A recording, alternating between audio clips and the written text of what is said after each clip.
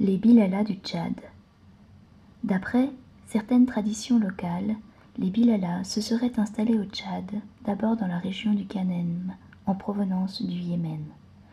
Anciennement, les Bilala jouèrent un important rôle politique.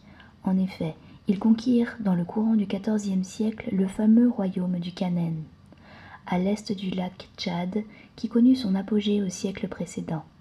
En 1376, le roi Bilala Abd al-Jalil aurait renversé le roi du Kanem, Maïd Daoud, et l'aurait chassé de sa capitale, Djimi, avant de le tuer. Quelques années plus tard, les souverains traditionnels du Kanem furent contraints de se réfugier dans la région voisine du Bornou, laissant le Kanem aux Bilala. Au XVe siècle, les Bilala fondèrent le royaume de Yao. Les Bilala s'opposèrent à de nombreuses reprises aux gens du Bornou, qui finirent par leur reprendre le Kanem au siècle suivant et à le repousser vers l'est dans la région de Bata.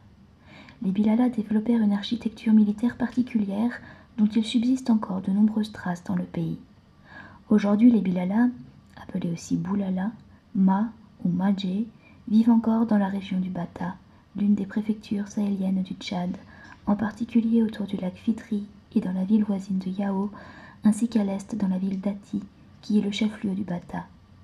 Le lac Fitri, alimenté par le fleuve Bata, est l'une des principales étendues d'eau du Tchad, très poissonneuse, on y pêche notamment le tilapia et riche de nombreuses espèces d'oiseaux.